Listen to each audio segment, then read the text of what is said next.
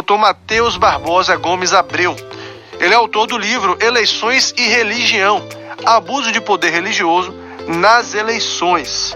A base para o seu mais recente livro foi citado no voto proferido pelo ministro Luiz Felipe Salomão, do Tribunal Superior Eleitoral, durante a análise da questão que envolvia supostos abusos envolvendo instituições religiosas no recurso especial eleitoral número 8.285.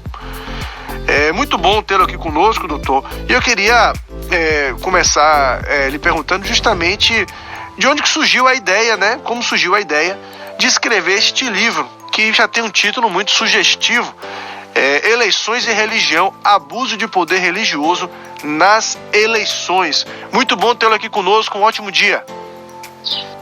Bom dia, ouvintes da Princesa FM, bom dia, Fernando Moreira, bom dia a todos os cidadãos de Feira de Santana. Em primeiro lugar, é uma grande satisfação estar aqui na Rádio Princesa FM, tentando contribuir um pouquinho, né, com essa discussão tão palpitante que da relação entre religião e política, né? É uma relação que sempre esteve presente na sociedade, né? Já respondendo um pouco a sua pergunta, a relação entre religião e política, ela sempre esteve presente na sociedade e o homem sempre esteve vinculado a algum tipo de crença, né? A gente pode observar desde as sociedades primitivas, né, que quando haviam intempéries da natureza, como raios, trovões, o homem pedia proteção para alguma entidade superior para aquele fenômeno que ele não conseguia entender naquele momento o que estava acontecendo, né? E se faz muito presente isso em várias sociedades. A gente pode citar, por exemplo, na sociedade do Egito, né, que era uma sociedade marcada pela figura do faraó, que era um verdadeiro Deus vivo, né? Então sempre esteve atrelada essa questão da religião com o poder político. Isso não é exatamente uma novidade. Agora, o que me deu a motivação, né, para escrever esse livro foi a minha inquietação de que existem algumas formas de abuso de poder que elas são coibidas pela legislação eleitoral, que são as chamadas formas típicas de abuso de poder. Contudo, existem outras formas também, por outro lado, que não têm tratamento jurídico pela legislação, o que gera uma grande insegurança para aqueles que estão sob julgamento, né? E uma instabilidade de decisão dos tribunais. E um desses casos é justamente o abuso de poder religioso, né? Uma questão que não tem tratamento legal específico. Então, quando ocorre, né, é uma situação que causa muita instabilidade e incerteza, não só para quem está sendo julgado, como também para os próprios tribunais, que ficam reticentes, né, ficam em dúvida de como enquadrar aquilo, né, como um ilícito eleitoral, já que vai causar distorções no pleito, né? Então, o que me inspirou foi justamente essa instabilidade de decisão, essa carência de regulamentação que se tem, né, com relação a esse tema. E eu escrevi isso na minha tese de doutorado, que eu concluí no ano passado lá na Universidade Federal da Bahia, e posteriormente virou o objeto do meu livro, que foi recentemente publicado pela editora Juruá, agora no ano de 2020. Bom, doutor Matheus, em sua opinião, até que ponto o abuso de poder religioso representa, de fato, uma ameaça ao processo eleitoral como um todo, ao processo democrático como um todo? Olha, qualquer tipo de abuso praticado no contexto eleitoral, ele deve ser factível de punição, ele deve ser factível de sanção, né? Nós já temos algumas formas de abuso de poder que são puníveis na legislação eleitoral, como o abuso de poder econômico, que envolve a utilização ostensiva de recurso econômico no processo eleitoral, né? Por exemplo, a utilização de dinheiro efetivamente, né? De muito dinheiro na campanha. Isso causa uma disparidade, né? de igualdade de oportunidades entre os candidatos. Nós temos também o abuso de poder dos meios de comunicação social, que é quando se utiliza de meios de comunicação social para incutir, né, na cabeça das pessoas em quem se deve votar, desfavorecendo determinados candidatos, né? E nós temos também punível na legislação, o abuso de poder político. O abuso de poder político ele é praticado por qualquer agente que esteja no governo, seja um servidor, seja um parlamentar, seja um chefe de poder executivo, um prefeito, um governador, né? São as formas que são puníveis na legislação. Mas aí vem aquela questão: e quando acontece aquela situação, né, de que uma liderança religiosa ela resolve incutir de forma ostensiva na cabeça dos seus fiéis, né, através do carisma, né, que o grande capital do abuso de poder religioso, conforme nós defendemos, é o carisma, né, o carisma que faz, que tem por implicações, né, promover a confiança, a lealdade, a devoção e a obediência dos fiéis, muitas das vezes, né? Então, isso pode fazer com que exista uma sobreposição de vontade do líder religioso ou da instituição religiosa sobre a vontade dos seus próprios fiéis, né? Que acaba anulando a vontade dos seus próprios fiéis com medo de desrespeitar, de encontro àquela ideologia aquela doutrinação, né, a doutrinação política ostensiva praticada pela instituição religiosa. Então é justamente isso, né, que representaria o abuso de poder religioso. Não é a simples opinião de um bispo, um pastor, um padre, em quem ele vai votar. Não, isso daí é perfeitamente compatível com a legislação legal, constitucional, né, o arcabouço constitucional, porque se trata de liberdade de expressão, tá? Agora, quando você deixa, né, de simplesmente expressar a sua vontade política e passa a querer coagir as pessoas, né, seja no âmbito de um culto, seja através de grupos de WhatsApp da igreja, né, formado com os fiéis, quando você passa a querer impor, quando você passa a querer coagir as pessoas em quem se deve votar, isso causa uma distorção na eleição, que tem as mesmas consequências daquelas formas de abuso de poder religioso que já são puníveis, ou melhor, daquelas formas de abuso de poder que já são puníveis na legislação, conforme eu referi anteriormente, que são abuso de poder econômico, político e dos meios de comunicação. E quais são essas consequências no fim das contas, né? No fim das contas, essas consequências que a gente tem é a ruptura, né, da normalidade das eleições, por conta de que há um prejuízo à igualdade de oportunidades na competição eleitoral entre aqueles candidatos que estão concorrendo naquele pleito.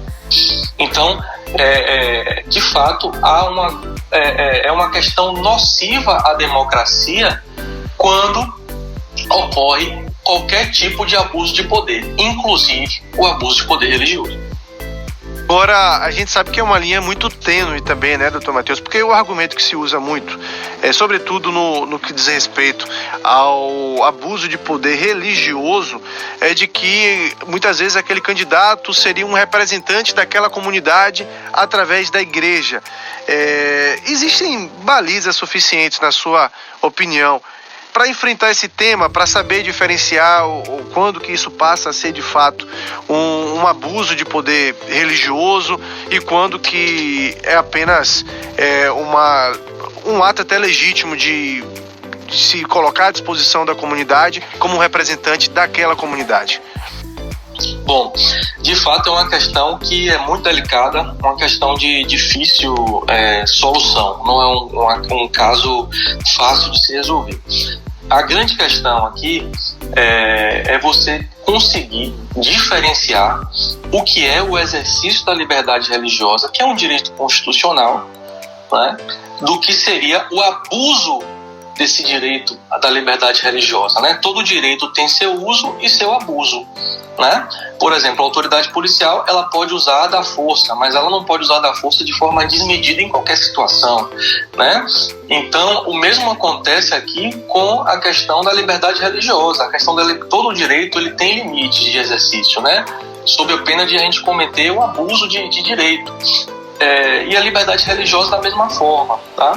É lícito, é completamente lícito que o pastor tenha a preferência política dele, que ele externe a preferência política dele, que o padre diga no Instagram dele em quem ele vai votar. Isso não há problema algum.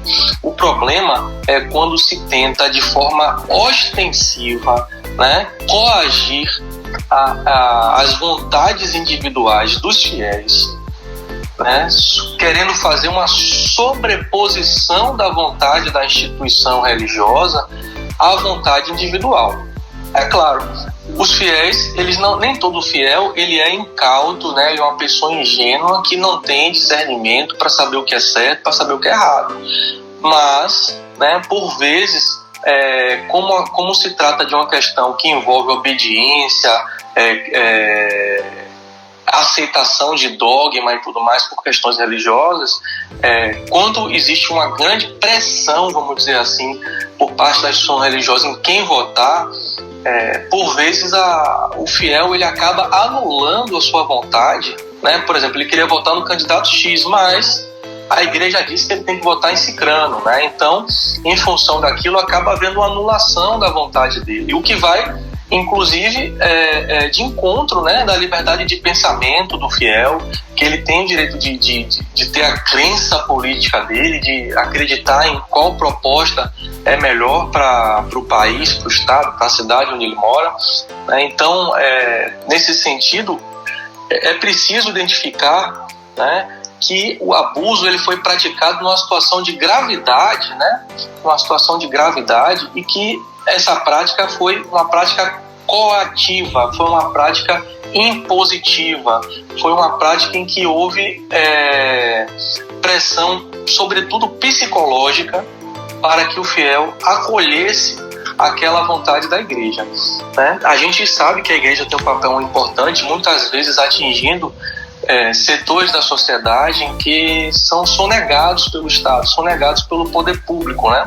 Então, a igreja tem um papel importantíssimo, é lícito, faz um trabalho social muitas vezes muito bonito, né? Mas a gente tem que ter cuidado, né, quando a igreja quer avançar demais sobre as liberdades individuais. Então, a linha tênue que separa isso, na minha opinião, é a coação psicológica que é exercida sobre os fiéis que se sentem desconfortáveis, que sentem que estão indo de encontro com a igreja, né? Ou seja, há um sentimento de culpa, né, caso ele vote em candidato diferente daquele que foi apresentado pela congregação ou pela liderança religiosa. Bom, doutor Matheus, a gente sabe que as religiões e crenças também são muito bem difundidas entre membros do judiciário, do próprio judiciário, né? Muitos são fiéis fervorosos e expõem isso publicamente, tem inclusive temática religiosa em gabinete, fazem referências religiosas em julgamentos, entre outras questões que mostram que realmente existe muita referência também dentro até do próprio judiciário. Isso, na sua opinião, poderia criar algum tipo de conflito ao julgar o abuso de poder religioso? Isso é um empecilho? É muito interessante essa questão que você trouxe agora, Fernanda, porque isso já foi objeto de alguns questionamentos, essa relação do Poder Judiciário já foi objeto de alguns questionamentos, né? Como, por exemplo, na situação em que membros do Poder Judiciário ou servidores do Poder Judiciário utilizavam crucifixos, né, instalados nas paredes das repartições públicas, né? Então a gente sempre volta para aquela discussão, mas o Estado não é laico, né? O fato é que existe um conflito entre a liberdade de escolha religiosa individual das pessoas e a laicidade estatal. A laicidade estatal representa a perspectiva do Estado não adentrar nas questões religiosas. A questão religiosa é uma questão de esfera privada que o Estado não deve tomar partido, né? Muito embora a Constituição também admita a cooperação entre igreja e Estados para fazer projetos sociais, para fazer programas sociais. O fato de membros do Poder Judiciário terem alguma religião, isso de forma alguma representa uma afronta ou um perigo para que eles julguem esse tipo de questão, porque a Constituição estabelece, né, que todos têm direito, né, de crer no que quiserem ou de não crer em nada, né, e expressarem respectivamente a sua crença ou a sua descrença, né? O fato é que o juiz, né, os magistrados, ao julgarem questões dessa natureza, eles têm que se despir dos seus valores, das suas crenças religiosas e julgar conforme a lei e julgar conforme a própria Constituição, né? A lei e a Constituição justamente servem como parâmetros para evitar decisões que sigam uma ideologização por parte dos juízes, né? Então, por isso que existe a lei, é para dar segurança jurídica. Então, os nossos julgadores, eles devem deixar de lado, né, os seus valores religiosos, as suas crenças pessoais, e na hora que vestir a toga para julgar, ele deve julgar conforme aquilo que está no processo, e dentro dos limites que são estabelecidos pela Constituição Federal, pela legislação, evitando assim, né, que ele faça da sua decisão judicial uma expressão de sua crença pessoal.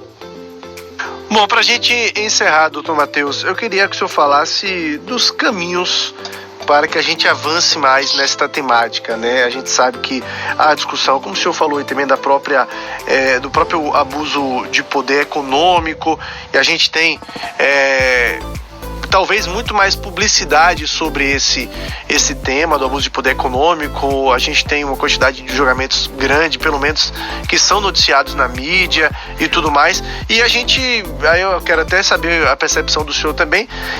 Me parece que, como leigo, não sou da área jurídica, né, então falo muito como leigo mesmo, como sociedade civil e aí até como membro da imprensa, de que o passo talvez seja um pouco mais lento, ou a quantidade de processos que tem uma notoriedade maior nessa temática seja um pouco menor em relação ao próprio abuso de poder econômico, entre outros abusos. Como avançar nessa área e como fazer com que a punibilidade seja maior também? Fernando, eu defendo, né, de que é preciso fazer regulamentação para trazer mais segurança, né? É preciso que seja adotada uma legislação, que o legislador se debruce sobre o tema, né, e estabeleça as balizas para não deixar tudo na mão do julgador, né? Porque o papel do juiz é bastante complicado nessa situação, porque ele vai se deparar com uma situação em que ele percebe que existe uma quebra da normalidade das eleições, mas que aquilo não tem previsão legal, né? Então, por não ter previsão legal, como se fosse assim, ó, vamos imaginar para o espectador conseguir nos entender. É como se fosse que alguém praticasse um ato, né, que a gente sabe que causou dano a outra pessoa, mas que aquilo não tem previsão na legislação. O que é que o juiz pode fazer? O juiz pode aplicar uma penalidade se não tem previsão na legislação? Não pode, né? Então, muitas vezes os juízes, quando eles se deparam com situações assim, eles tentam fazer associações do abuso de poder religioso com questões de abuso de poder político, com questões de propaganda irregular, né? Para tentar de alguma forma punir pela irregularidade que está sendo ocasionada.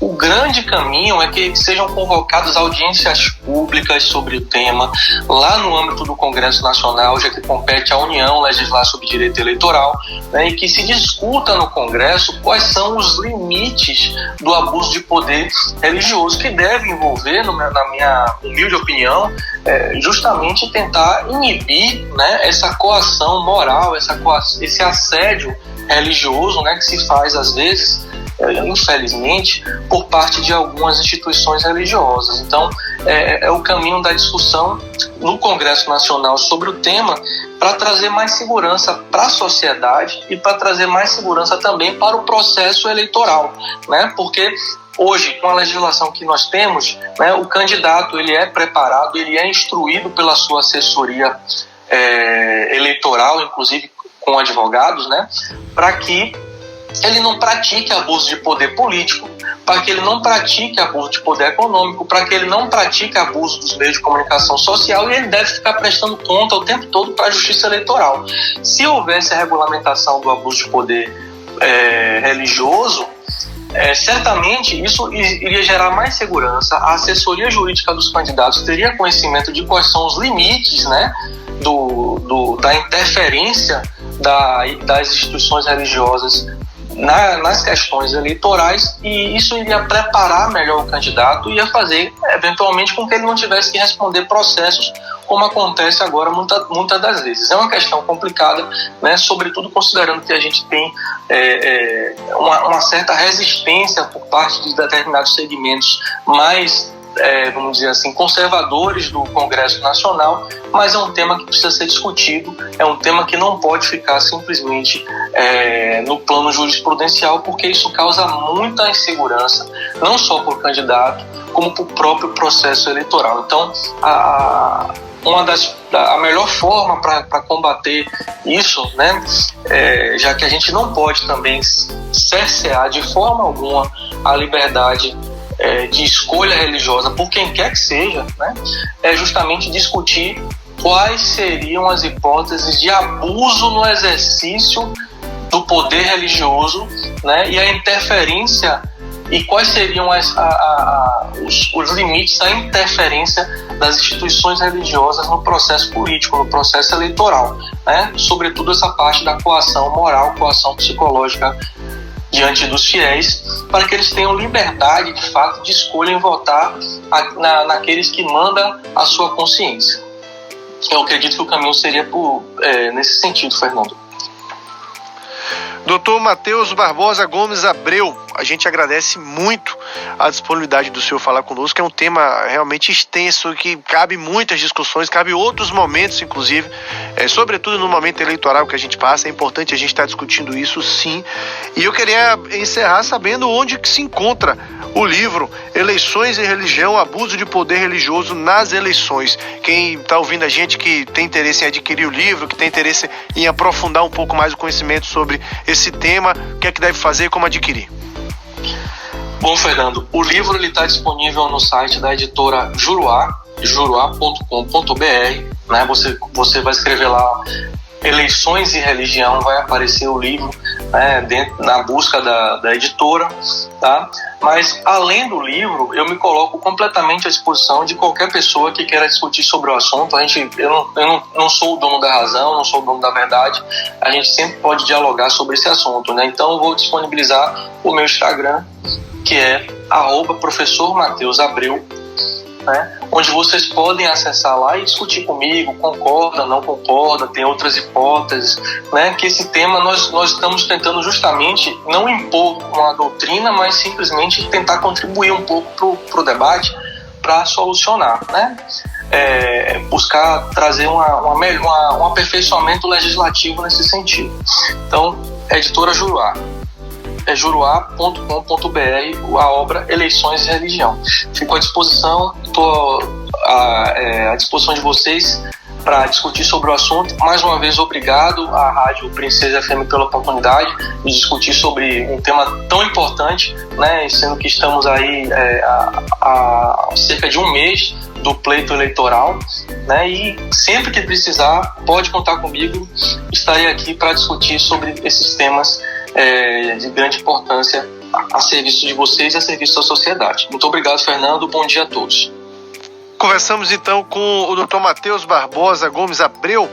Dr. Matheus Abreu, autor do livro Eleições e Religião, Abuso de Poder Religioso nas Eleições. E é realmente uma linha muito tênue, né, entre o que é um candidato que representa uma comunidade e o que se torna curral eleitoral, o que se torna utilizar a religião para influenciar no voto, né? E claro que isso daí é algo que não pode, algo que realmente não está permitido aos candidatos fazerem. Agora, representar uma comunidade é outra história, desde que ele siga as regras que são propostas para esse momento, né? Esse momento eleitoral em que a gente vive. 8 horas e 7 minutos em Feira de Santana. Faça o melhor investimento em terreno.